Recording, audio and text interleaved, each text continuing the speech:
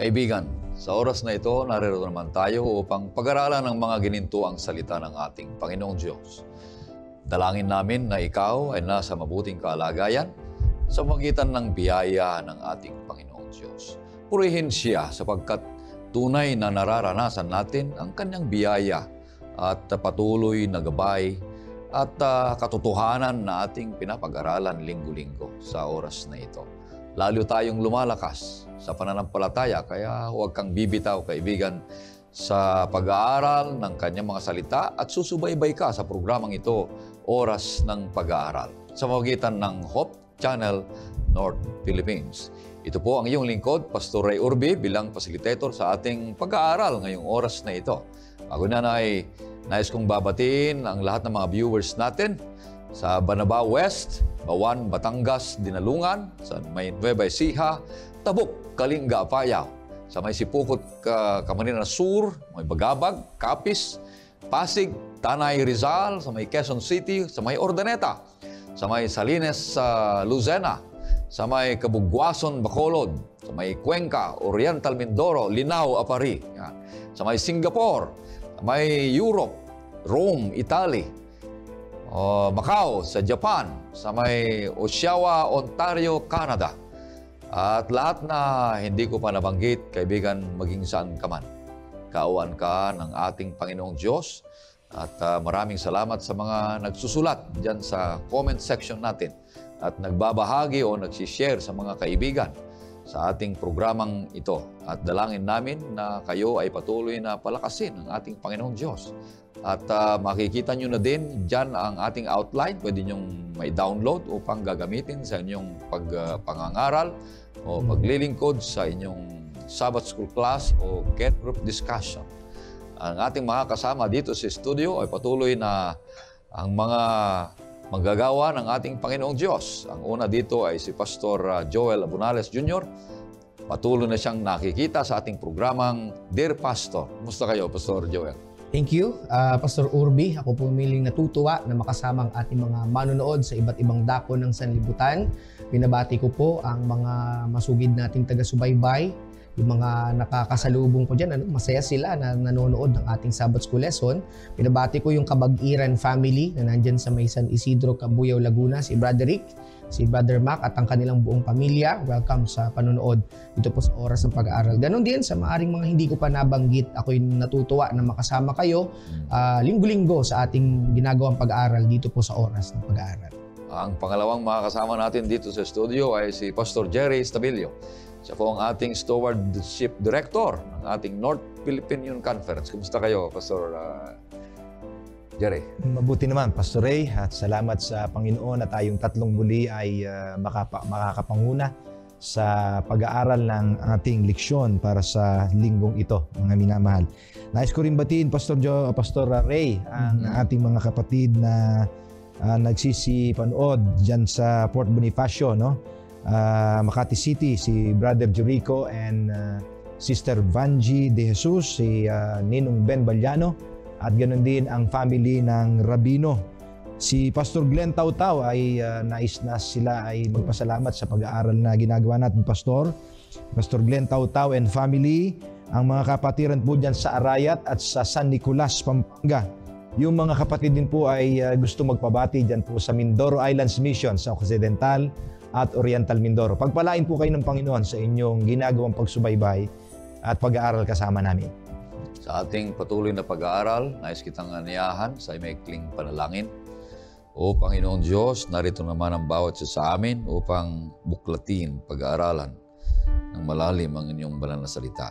Pagpalain ang inyong salita, nawa ang ministeryo ng Banal na Espiritu, ang kasihan ng bawat isa sa amin upang magkaroon kami ng karunungan, kaalaman, at maging madatag ang aming kaugnayan at relasyon, pananampalataya sa inyo. Pagpalain ang bawat isa sa amin. Tawarin kami, Panginoon Diyos, ang aming makasalanan. Ito hiling namin sa pangalan ng aming Panginoong Jesus. Amen. Amen. Ang ating temang pinapag-aralan ay patuloy na ito ay pamagat na mga awit na ito'y tagpuan ng Diyos at ang tao ng puso sa puso Patuloy na pinapag-aralan natin na ang aklat na ito ay nagpapahayag ng panalangin, kagalakan, daing at papuri. At ang mga awit na ito'y punong-puno ng pag-asa sa mga pangako ng ating Diyos na siya ay hindi nagpapabaya. At ang ating pang-12 na paksang papag-aralan natin ngayong linggo ay may pamagat na pagsambang hindi natatapos. At ang talatang sa uluhin na matatagpuan sa awit 104 verse 33, ito pong sabi, aawit ako sa Panginoon habang ako'y nabubuhay.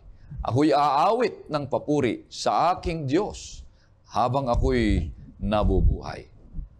Alam niyo kaibigan, noong nakarang linggo ay napag-aralan natin ang ibig sabihin ng salitang Sion sa aklat ng mga awit. Kung ano ang kanyang espiritual na kahulugan at kahalagahan sa ating Diyos, ganun din sa ating mga mananampalataya. Ang salitang Sion ay isang lugar na kung saan tagpuin ang presensya ng Diyos upang sambahin siya. At ito'y kumakatawad sa santuaryo, ganun din sa lungsod sa Jerusalem, at ganun din na lumawak ito, ang presensya ng Panginoong Diyos ay matatagpuan sa buong sanlibutan upang siya ay sambahin sa espiritu at katotohanan at igalang ang kanyang banal na pangalan. Kaya ngayong linggong ito ay pag-aaralan natin ang ibig sabihin ng tunay na pagsamba dito sa aklat ng mga awit. Papaano niya inilalarawan ang prinsipyo ng pagsamba sa Kanya bilang isa siyang manlalalang. Kung ano ang itong prinsipyong ito ay dapat nating malalaman sa bawat nilalang dito sa sanlibutan. At tatalakayan natin ito sa isang 3 kabuuan ng 3 punto. At ang 3 puntong ito ay una, worship is a personal or private experience. Ang pangalawa dito ay worship is a public or communal experience in the sanctuary. Ang pangatlo naman ay worship is a unity between inward and outward expression. Yung unang punto dito ay papaliwanag sa atin ni Pastor Joel kung ano ang ibig sabihin ng worship is a personal or private experience. Pastor Joel. Salamat, Pastor Urbi. Ang ating unang punto, yung nabanggit mo na worship is a personal or private experience, makikita yan sa aklat ng mga awit. Napakahalaga noong tayo ay merong personal na karanasan, nararanasan natin yung pag-ibig ng Diyos sa ating buhay na nagdadala sa atin sa pagsamba sa Kanya. Marami mga binigay na mga gift sa atin ng Panginoon na bumubuhay sa ating mga puso kung paano natin ibabalik yung mga papuri at pagsamba sa Kanya. Kaya nakakatuwa na aklat ng awit, ang dami mga pinag-uusapan sa pasakit ng buhay, iba't ibang karanasan, pero hindi rin nawawala sa tema ng aklat ng mga awit yung tinatawag natin na pagsamba o pagpuri sa Kanya. Isa ito sa pinaka-importanting elemento ng kung paano natin i-deal yung ating relasyon sa Diyos, sa tao, ganun din sa ating personal na buhay. Naalala ko merong isang scholar, sabi ni Angel Manuel Rodriguez, ang sabi niya, ang worship is also an antidote to idolatry, sabi niya.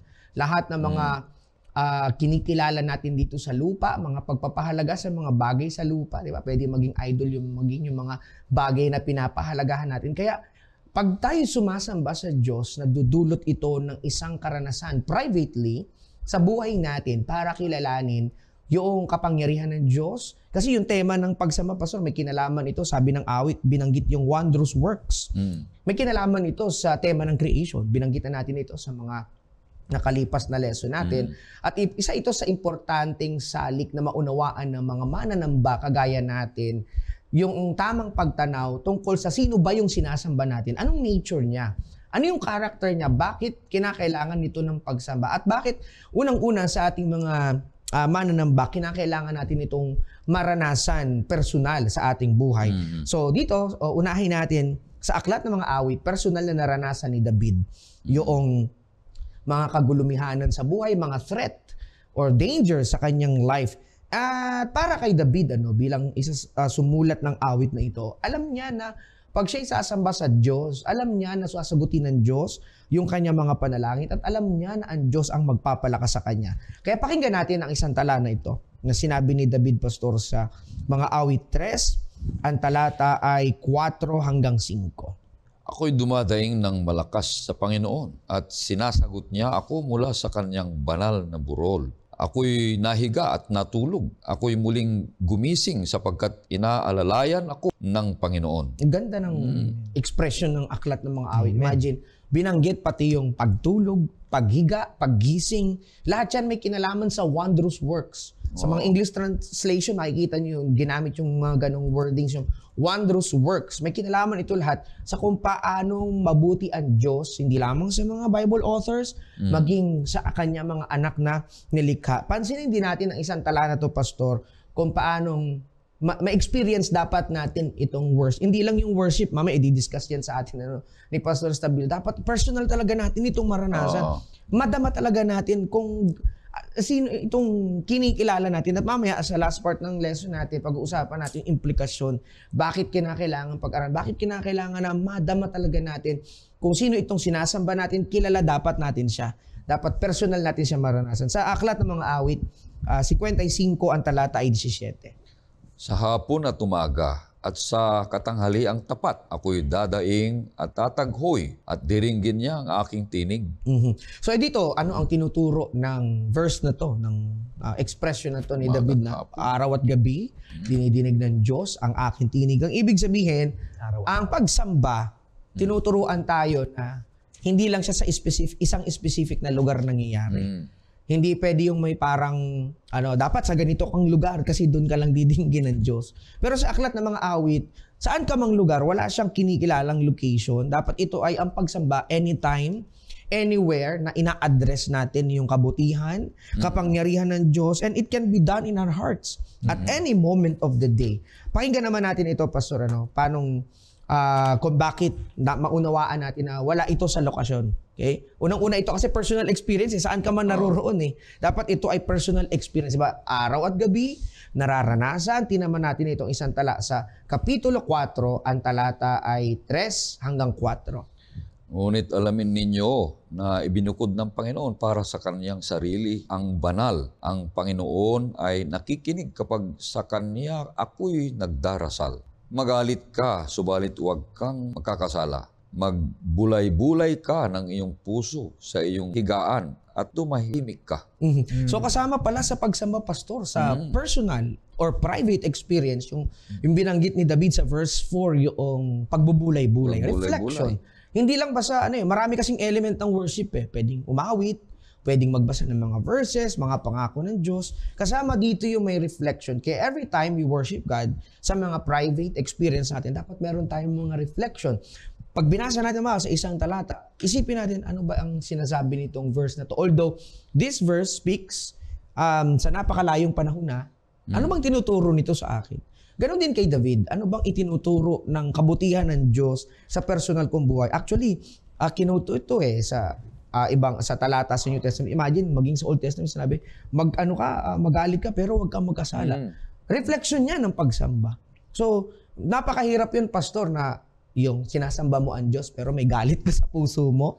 Hindi yan Mamaya, babanggitin natin, hindi po yan magkahiwalay. Sa third point, atin pong i-discuss yan. Kaya, kasama sa worship, yung meditation, everyday sa ating life, sa business ng life natin, dapat importante yung meron tayong meditation, binubulay-bulay natin yung nangyari sa buhay natin. Kasama talaga yan sa experience ng ating pagsamba. Ulitin ko po ang punto na wala pong kinikilalang lugar kung saan ka man. Ang pinaka-importante na nasa puso natin, kinikilala natin yung karakter ng Diyos, yung kanyang nature, kung paano natin siya dinidil sa ating buhay. Kaya sa aklat ng mga awit, diba, maging sa ibang mga Bible writers, malayo man silang lugar, pero nagpapailang lang sila ng panalangin, mga papuri at pag-awit. And even sa kulungan, di ba, sa panahon nila Pedro, maging sa kulungan, nag-express sila ng mga pag-awit. Ganon kakilala nila ang Diyos, na kahit pala, hindi lang sa time ito, Pastor, na masaya ka, doon ka lang magpupuri. And even sa darkest moment ng life mo, ang tinuturo dito ni David, dapat punong-puno pa rin tayo ng pasasalamat. Kasi yung pag-worship, Pastor, hindi lang more on paghingi Hindi lang more on parang sa, okay, ganito, ipag-pray mo kasi meron akong ganitong hinihinging transaction. Dapat hindi lang ganun, Pastor.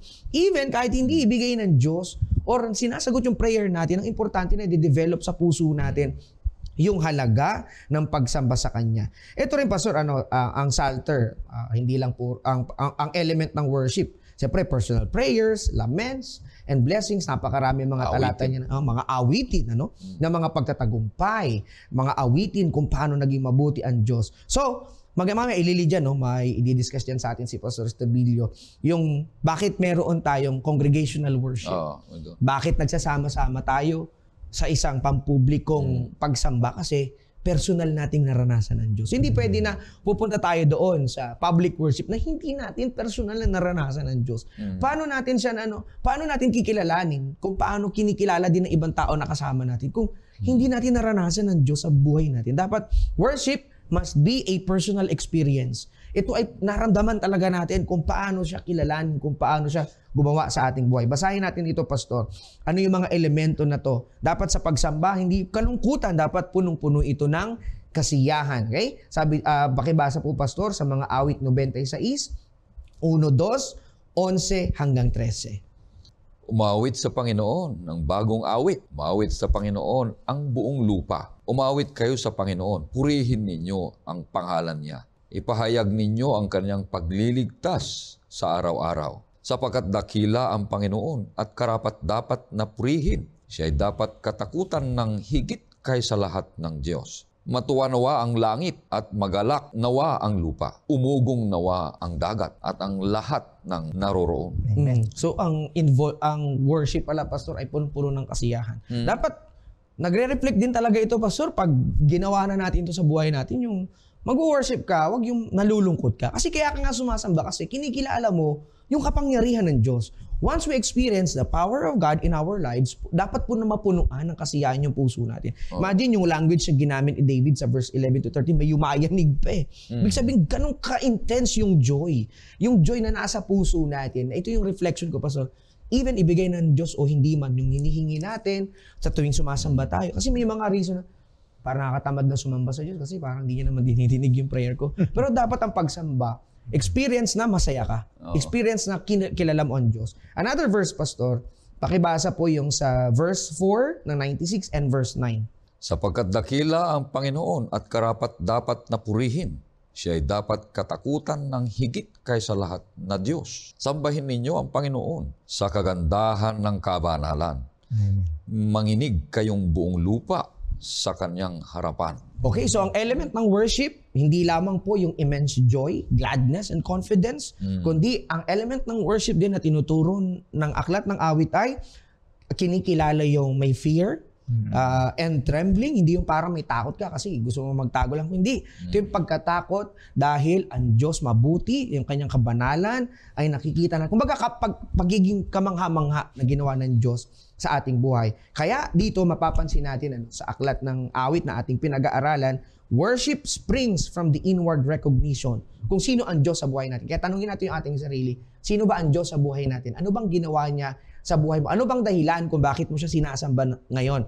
Ano ang mga ginawa niya sa nakalipas na naging dahilan kung bakit ka masaya ngayon? Sa aklat ng awit may 3 elemento, Pastor.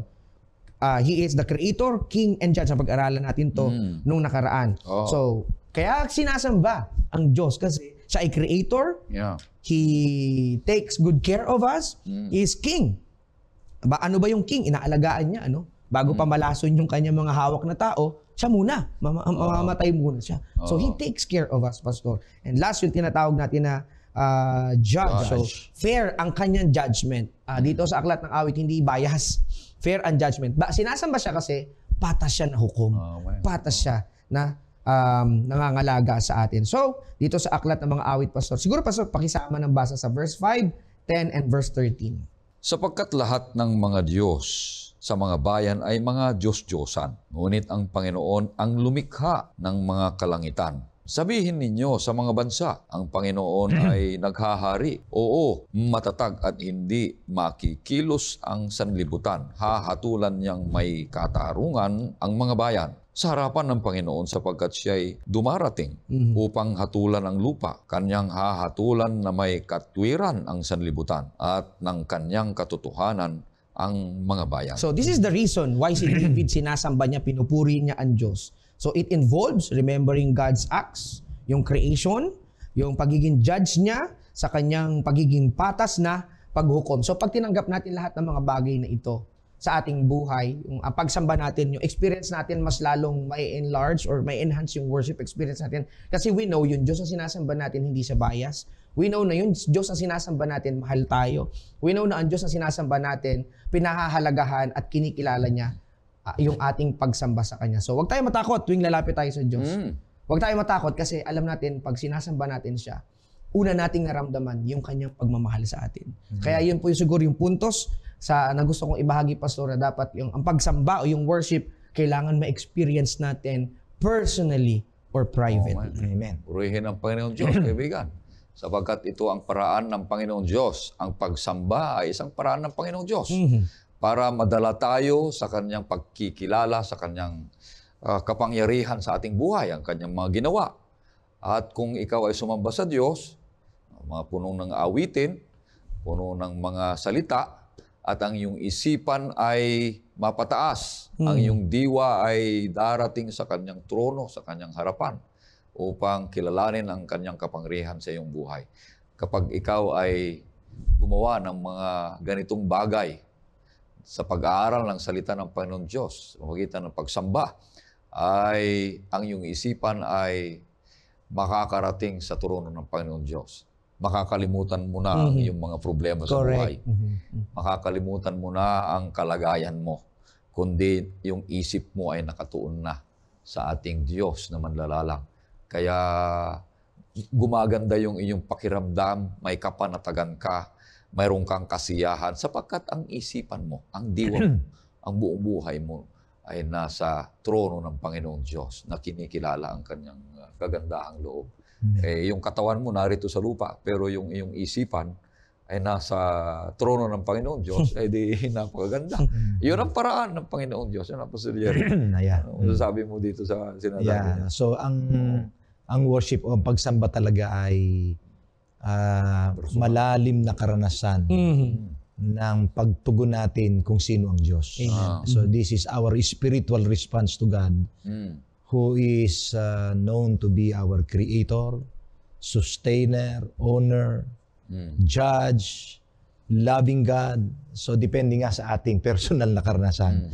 So hindi natin pwedeng ma-worship ang isang Diyos na hindi natin kinikilala na ganoon ang atin hong pagkaalam mula sa kanyang mga tinuturo sa atin sa banal na kasulatan.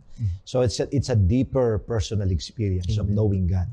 So ibig sabihin, kung ako bilang mananampalataya, kung kilalanin ko ang isang bagay na makapangyarihan, na lumalapit ako sa Kanya, isang paraan ng pagsamba. Halimbawa, kilalanin kita, alamin kita, at i-recognize kita na ikaw ay aking kaibigan, kilala sa pamilya, ay isang yung pagre-recognize mo sa isang bagay na makapangyarihan, lalo na ang Diyos, ay isang pagsamba na karanasan ng bawat isa sa atin.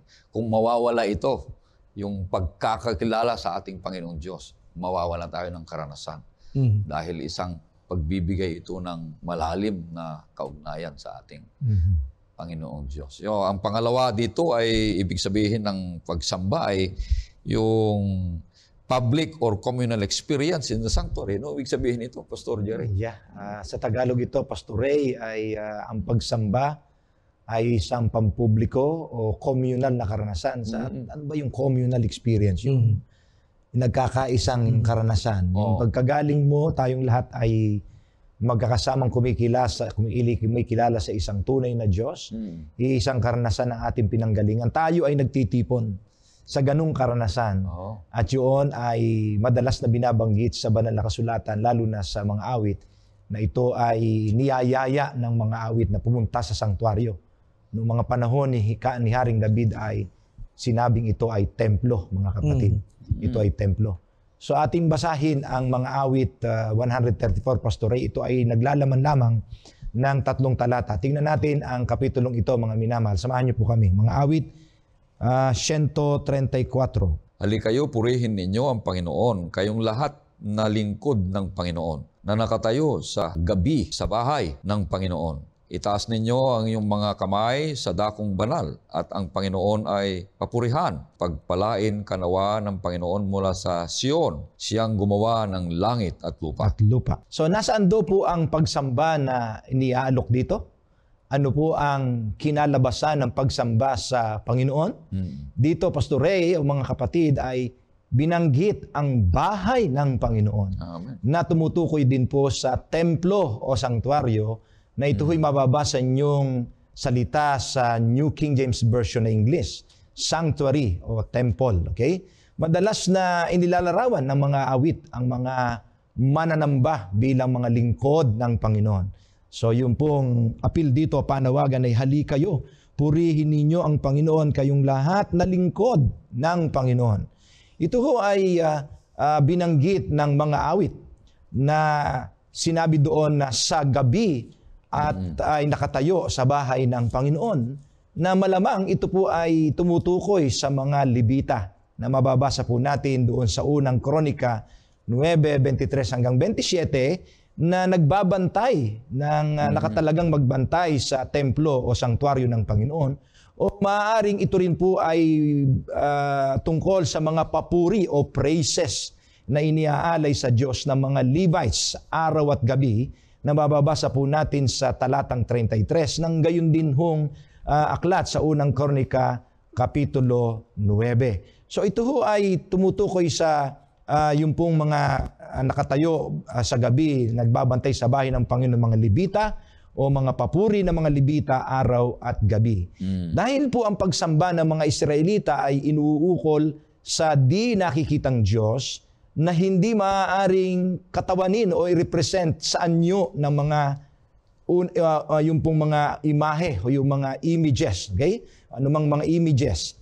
Ang templo po o sanktuaryo ay nagsilbi upang ipakita ang kalwalatian ng Panginoon at magbigay ng isang ligtas na kapaligiran para po sa mga makasalanang tao na lumalapit sa kanilang banal na hari o ang Diyos. Okay? So yung sanktuaryo po ay napaka-importante po yan. Kaya madalas ho yung mababasa natin na binabanggit ng mga awit. Ang pagtatagpo na ito ay pinasimulan po ng Panginoon mismo at binigyan po niya ng pagkontrol ng kanyang mga batas at kautusan. Kaya nga doon po sa aklat ni Moses ay mababasa natin doon kung paano in-instruct ng Panginoon ang pagtatayo ng sanktuaryo. Na doon ho nangyayari ang personal at pang-corporate o community worship. Ang isa pang magandang paglalarawan ng pagsambang personal at pampubliko, Pastor, ay ang pagpapahayag po ni Haring David sa mga awit 22. Sa mga awit 22, pakistignan niya natin, Pastor Ed. Dito po ay mapapansin natin na pinagtibay ni King David ang first person view. Okay, yung first point. Okay, yung point ng pananaw ng first person, o siya po yung tinutukoy. Basahin nga natin yan para maintindihan natin. Mga awit, kapitulo 22, ang mga talata po ay 22 at 25. Sa aking mga kapatid ay ipahahayag ko ang iyong pangalan. Pupurihin kita sa gitna ng kapulungan. Sa iyo nanggagaling ang aking papuri sa dakilang kapulungan. Tutuparin ko ang aking mga panata sa harapan ng mga sa kanya'y gumagalang. So, the point here, mga kapatid, ay yung pong first-person view na pinapamanhik na pangkapulungang pagsamba. Okay? So, ito pong ang matalik na relasyon ng pananaw na ito po ng first person point of view ay nagpapatibay sa paniwala na ang pagpupuri ng kongregasyon ay nagsisimula po sa individual na mananamba. Yun po yung binabanggit kanina ni Pastor Joel na karanasan yung first experience ng worship. Ipinahayag po ni King David na sa aking mga kapatid ay ipinahayag ko, yun po yung mga point na yun, no? Ang iyong pangalan, pupurihin kita sa gitna ng kapulungan o congregational worship. Kasunod po nito ay idinagdag niya sa 25, talatang 25 yung sinabi kanina sa text na sa iyo nanggagaling ang aking papuri sa dakilang kapulungan. So both ay nandun po yung experience ng communal and personal experience.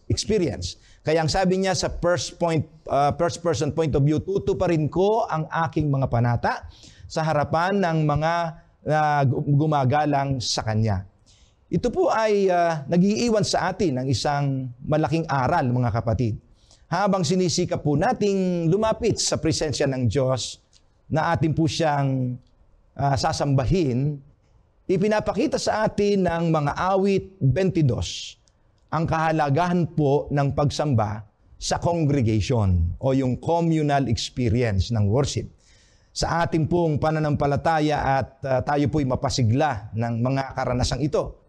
Sapagkat ito po ay ipinauunawa sa ating mga anak na dapat po nating himukin ang ating pamilya, ang ating mga anak, lalo na ating pong pahalagahan ang pagsamba sa Panginoon. Habang ating dinadala po sila, Pastor Ray, sa simbahan o sa templo sa Old Testament o sanctuaryo doon po sa Old Testament, ang tinuturo sa atin dito ay habang inaakay natin ang ating mga anak, sambahin ng Panginoon, dinadala natin sila sa sanctuaryo, ay dapat maranasan nila ang tunay na karanasan ng pagsambang magkakasama po tayo. Yung importansya ng tayo po ay nagwo-worship na magkakasama, ang tawag po doon ay church worship. Higit pa po rito, nagpupunta tayo sa templo sa diwa po ng pagpapasakop o submission. Hindi para makuha lamang natin ang labis na pagpapala, kundi tayo rin ay matutong magbigay ng pagpapala sa iba. May nasabi sa atin nung araw sa mga church chapel natin, Pastor, pagpasok mo sa pagsimba mo, may nakasulat na enter to worship, depart to serve. Yun po ang diwa ng pagsamba, no? Communal experience, no? Bagamat ang personal na pagtatalaga ay ang batayan para sa ating pagsamba sa kongregasyon, dapat bawat isa po sa atin ay matiyak ng bawat miyembro sa atin ng simbahan ay hindi maaaring umunlad na nag-iisa lang na sumasamba. Bagamat sinasabi po ng marami, kaya ko na, maaari ko namang sambahin ang Panginoon sa bahay ko. Hindi ko na kailangan pa ang miyembro ng simbahan. Ay maliw yan. Ano? Kaya po ang salmista ay makikita sa katawan ng bayan ng Diyos sa pagsamba sa mga awit 22, talata pong 22 at hanggang 25. Sa harapan ng talatang po ito, mga minamahal, ay nilulusaw, winawala po ang argumento na maaari akong sumamba sa bahay, hindi ko na kailangan pa ang pumunta sa simbahan o para kailanganin ko pa ang bawat member ng church. Mali po yun. Kailangan po natin sa ating kapahayagan ng ating personal na experience sa Panginoon, tayo'y sumasamba, ay kinakailangan din natin sumambang magkakasama sa harapan ng Panginoon. So ang pagsamba po ng kongregasyon ay nagdudulot ng pagkakaisa, no? Nagpapalaki ng pag-ibig sa mga tao ng Diyos o sa iglesia, at umuhubog po sa ating identity o pagkakilanlan sa buong mundo. Kaya ang tawag po sa atin ay World Church. Dahil ang ating sinasamba ay tunay na Diyos. Ang pagpupuri sa Panginoon po, sa kongregasyon o congregational worship ay tinuturing na perpektong pagsamba.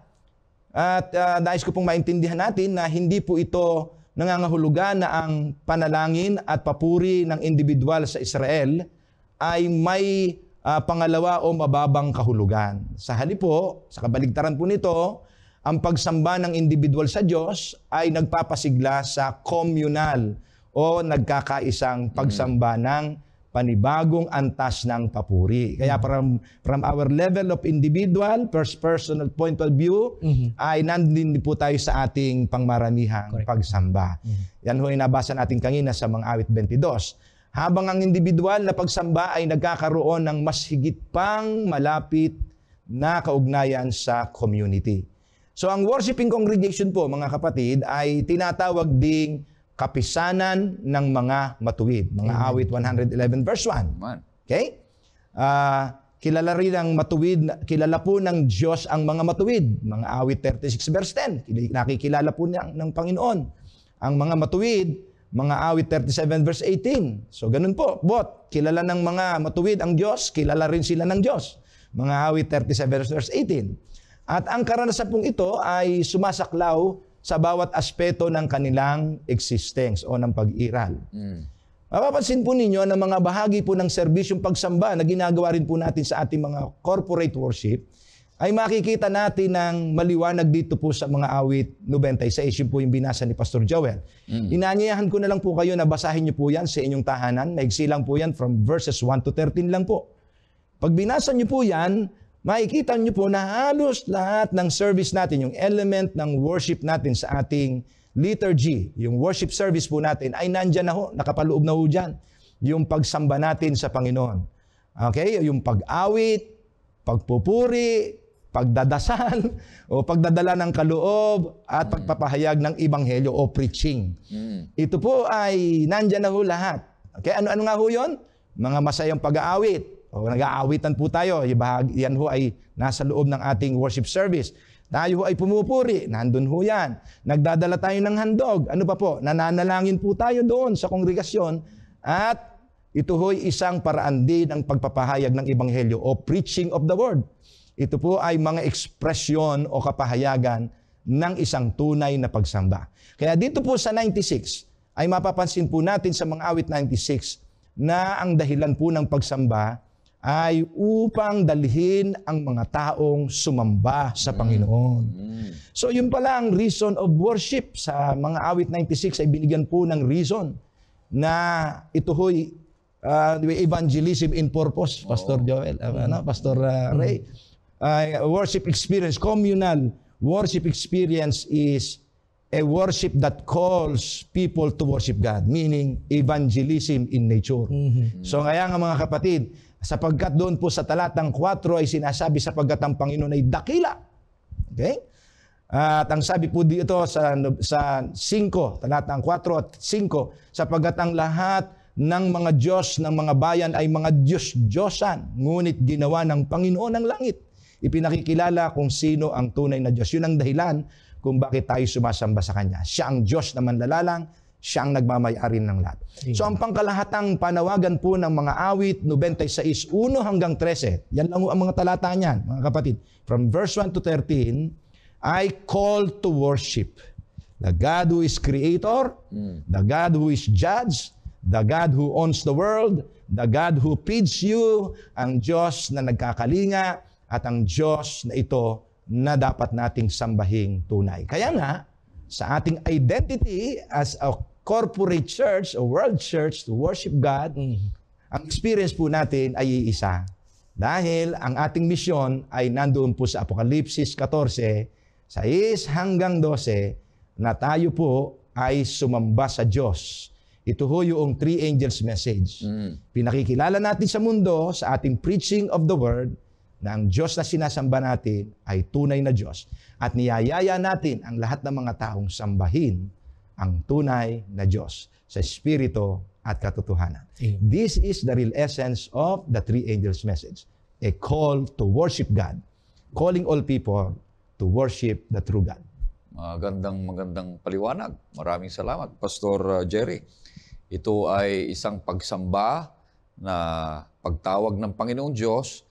Pagkatapos na may personal na karanasan sa Kanya, ay tawagin mo yung mga kasama mo, mga kasambahay mo. Kaya tayo, may tinatawag tayong personal worship sa umaga. Correct. Pero meron tayong family worship sa umaga, yung devotional worship natin. Meron tayong worship ng panggabi sa isang pamilya na ito yung ating pinapag-aralan na tinuturo tayo sa banal na kasulatan para lalong makilala natin ang Diyos. At yun ay isang pagsamba. Pagkatapos niya na may inilaan ng banal na kasulatan, Pastor, na araw ng pagsamba. Na lahat ng mga mananampalataya ay pupunta doon sa simbahan, yung sinasabi mo. Communal, para ito'y isang pagbabago rin ng mga iba na may mensaheng maririnig ka na magbabago na yung sarili pagkatapos na kilalanin mo ang Panginoong Diyos. At kaya ito'y nangyayari sa atin kada pang-7 araw ng Sanlinggo. No? Ang pagsamba. Meron akong nabasa dito na sinasabi sa ating church manual. Patungkol sa pagsamba, kaibigan, pakinggan mo, sinasabi niya dito, tungkol sa bawat isa sa atin, yung corporate worship. Sabi niya dito, to the humble believing soul, the house of God on earth is the gate of heaven. The song of praise, the prayer, the words spoken by Christ's representatives are God's appointed agencies to prepare a people for the church above, for that loftier worship into which there can enter nothing that defileth. Napakaganda. Lahat daw na mananampalataya na kinikilala ang Diyos na manlalalang at tunay na sasambahin at kilalanin ang kanyang kapangyarihan ay ang bawat isa, pagpasok mo daw, sabi niya dito, sinabi ko, pagpasok mo, sabi niya dito, sa bahay-sambahan na yung santuaryo, sa templo, pagpasok mo dyan ay sinasabi niya, pumasok ka na sa simbahan o kaya pintuan ng langit. Ayun. Yun. Kaya napakaganda. Hindi na tayo pahuli-huli papasok sa kapilya. Pag araw ng pagsamba, araw ng Sabbath school o araw of worship, huwag tayong pahuli-huli sa hapon. Maaga tayong sasamba sa Kanya bilang isang corporate na mananampalataya para magpapalakasan ng bawat isa at kilalanin natin ang ating Diyos. At maaga tayong sasamba sa Kanya sapagkat Siya ang ating tagpuin sa lugar na iyon. Kaya purihin ng Panginoong Diyos na bawat isa sa atin ay gagawin iyan para meron tayong kakaibang karanasan. Amen. Bawat isa sa atin. Ang pangatlo naman dito ay malapit ng ating oras. Ang pangatlo dito, Pastor Joel, ay papaliwanag mo, worship is a unity between inward and outward expression. Ano ibig sabihin nito? Importante sa paglapit at pagsamba natin sa Diyos, Pastor, na tugma yung nilalaman ng puso natin sa ikinikilos natin. Hindi dapat hiwala yun. Sabi nga, di ba, kung ano yung nasa puso natin, bumubukal yun sa bibig natin, sa mga pagkilos natin. Kaya ang pagsamba, hindi lamang siya inwardly na sa puso natin, na wala man nakakakita, kundi maging sa paglabas natin, pakikipag-ugnayan sa ibang tao, nakikita yun. Kaya sa third point na to, Pastor, dito sinasagot, ano ba yung mga pagsamba na tinatanggap ng Diyos? Ano ba yung mga pagsamba na nire-reject ng Diyos? So dito may tala sa aklat ng mga awit. Sa 15, simulan natin, Pastor, sa 1 hanggang 5 mga awit. Kapitulo 15, ang talata ay 1 hanggang 5. O Panginoon, sinong sa iyong tolda ay nanunuluyan? Sinong sa iyong banal na burol ay maninirahan? Siyang lumalakad na matuwid at gumagawa ng katwiran at mula sa kanyang puso ay nagsasalita ng katotohanan. Siyang hindi naninirang puri ng kanyang dila. Ni sa kanyang kaibigan ay gumagawa ng masama. Ni umalipustaman sa kanyang kapwa. 4. Na sa mga mata niya ay nahahamak ang isang napakasama, kundi pinararangalan ang mga natatakot sa Panginoon at hindi nagbabago kapag sumumpa kahit na ito'y ikasasakit. 5.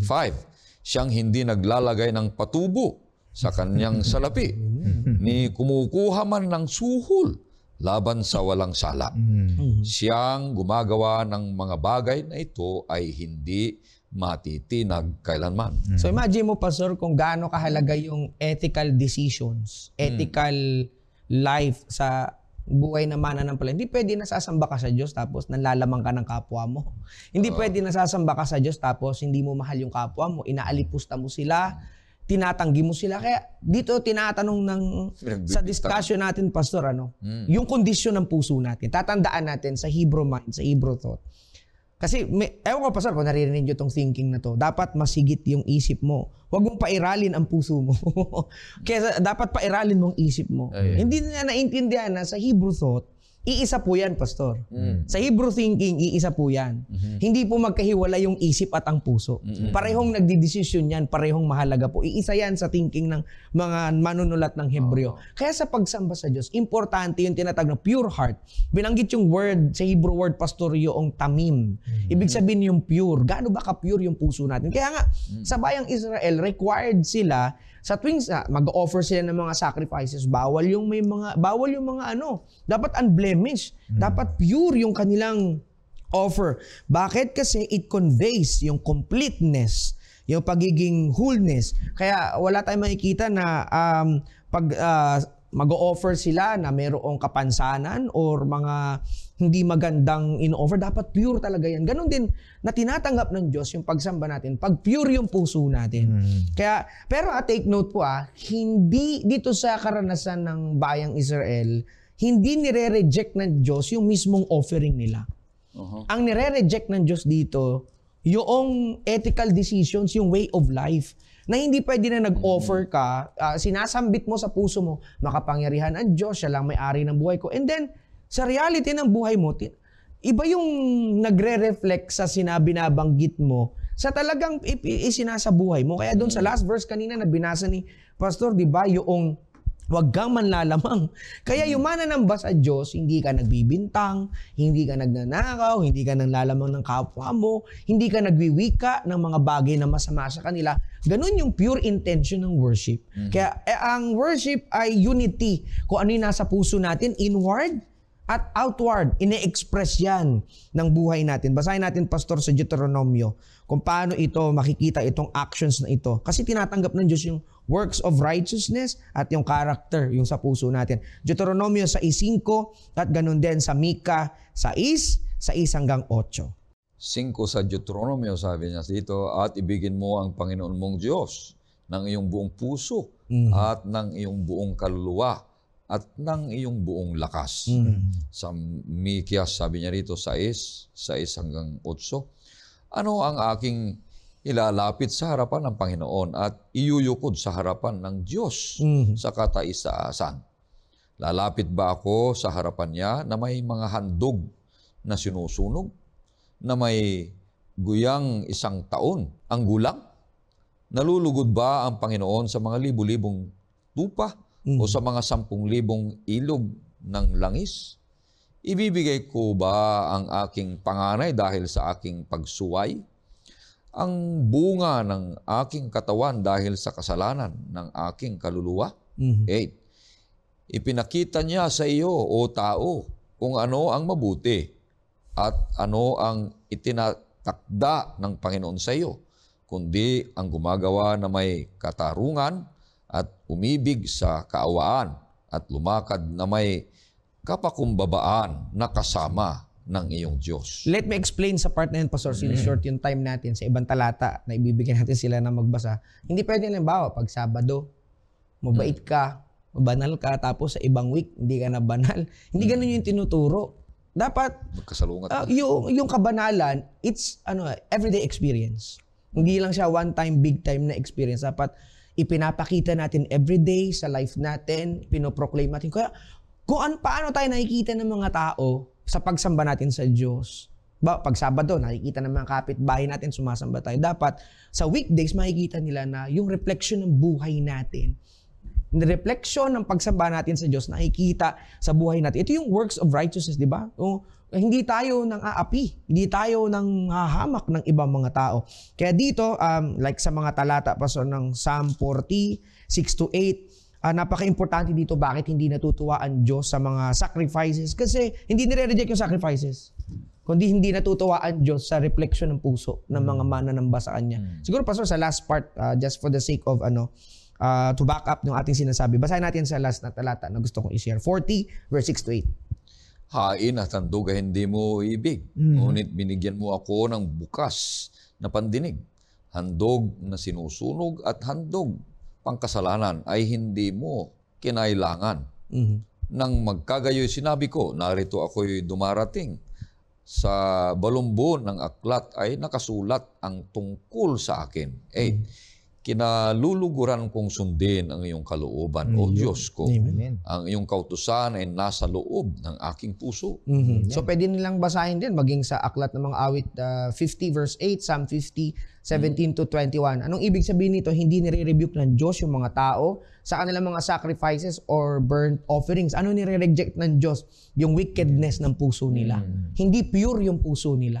Kaya hindi natin pasabihin na, okay, sige, ganitong araw, okay ako, banal ako, sunod na, hindi. Kaya yung kabanalan, yung pagsamba sa Diyos, it's an everyday experience. Hindi lang siya isang araw lang maranasan natin. Hindi pwede na iproklama ng nguso natin na ganito ang Panginoon. Pero the rest of the days ay hindi na nakikita yung character niyo. So, ibig sabihin nito, talagang important, hindi pwedeng may departure, pastor, yung inward na pagsamba at yung outward expression natin. Kaya kung ano yung, pag pure yung puso natin, magiging pure din yung sasabihin at ang mga ginagawa natin. Hindi po yan magkahiwalay. So ang turo ng aklat ng mga awit dapat undamaged.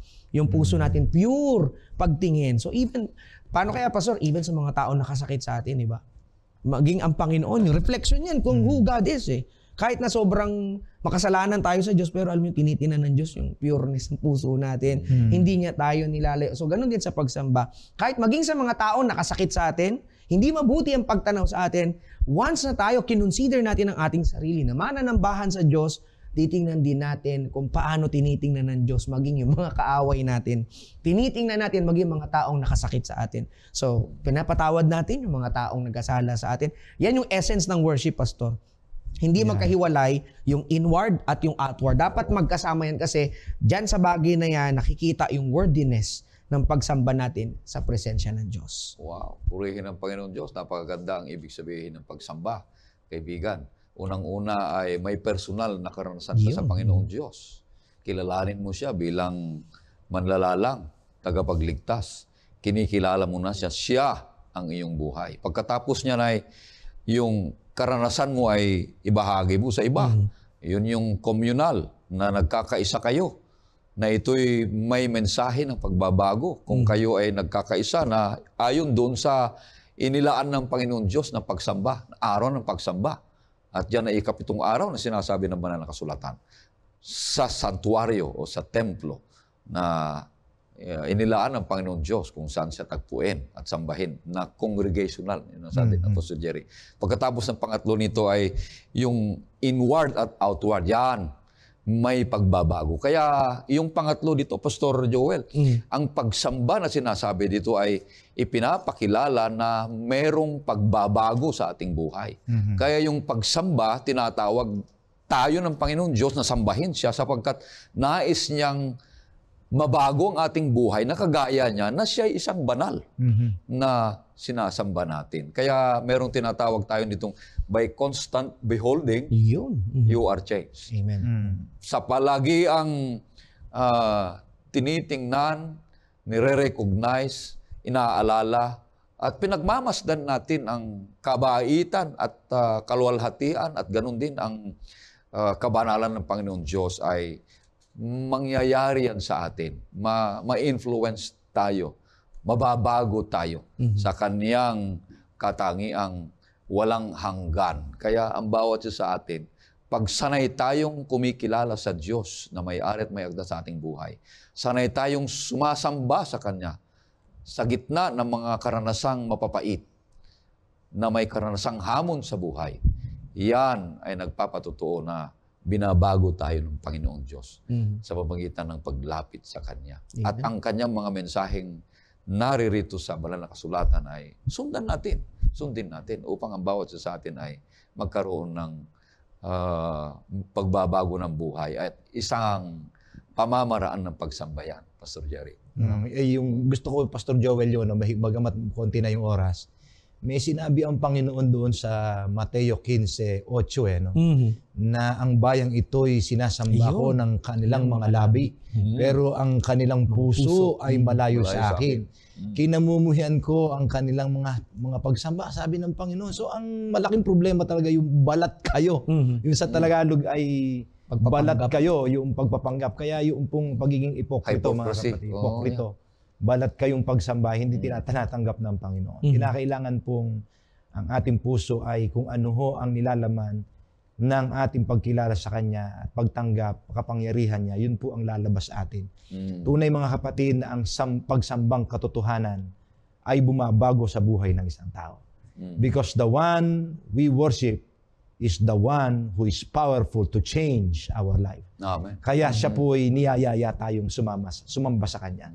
So kaya nga ang Adventist call, The message of Adventists is to call all people, to call out in the false worship, and to come into the true worship. And that is a change behavior. Pagbabago ng buhay na kayang gawin lamang ng Diyos na ating sinasamba. Amen. Tunay. Sapagkat siya makapangyarihan. Siya ang creator, siya ang nagligtas sa atin, siya ang may-ari sa atin, siya ang nagpo-provide ng lahat ng ating pangangailangan, siya ang tumatanggal ng worries natin, mga kapatid. When you are entering into worship, you are in the presence of God who takes care of you.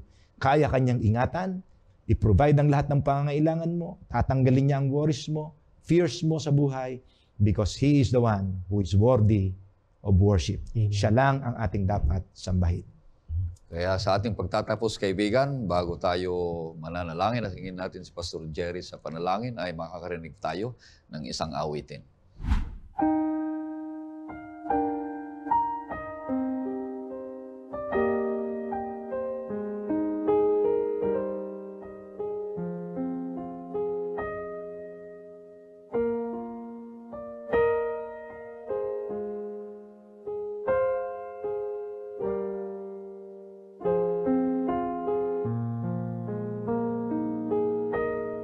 Nang ang buhay ko ay malugmok sa karumihan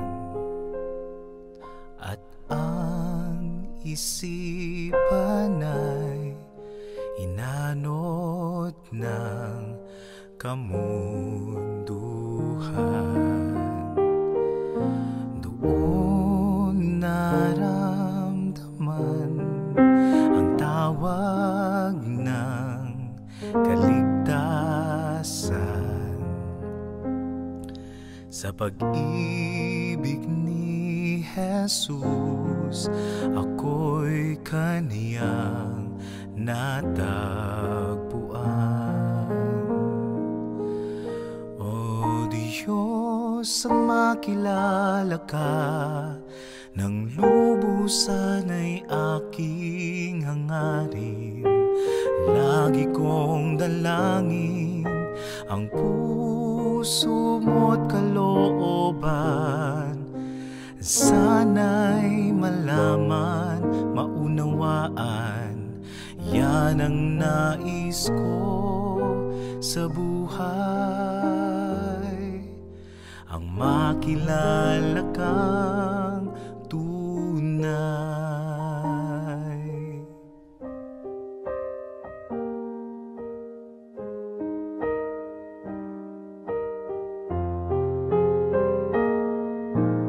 Kung mawawala awit at sigla sa buhay ko, sa puso ko'y tila pananalig ko'y nagalaho. Kapag sarili ang sinusunod, nabibigo sa paglapit kong muli sa Diyos nililingap ako. O Diyos, ang makilala ka ng lubusan ay aking hangarin. Lagi kong dalangin ang puso mo't kalooban. Sana'y malaman, maunawaan, yan ang nais ko sa buhay. Ang makilala ka, ang puso mo't kalooban. Sana'y malaman, maunawaan, yan ang nais ko sa buhay. Ang makilala kang tunay.